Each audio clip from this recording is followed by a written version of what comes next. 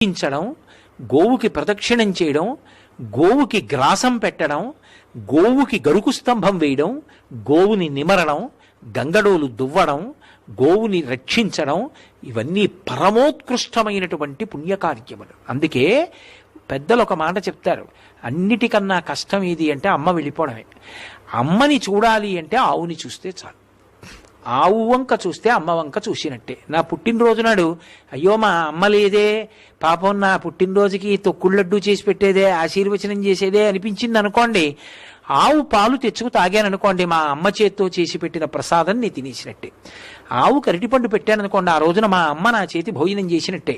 గోవుకి ప్రదక్షిణం చేస్తే మా అమ్మకి నేను నమస్కారం చేసేసినట్టే. అందుకే గోమాత జనకమాతలాగా నిలబడుతుంది. అందుకే పాలు లేని పిల్లలకు ఆవు పాలు అంటారు. పశువుల నుండి వచ్చేటటువంటి పాలు రజోగుణ తమోగుణాలు కల్పిస్తాయి. అందుకే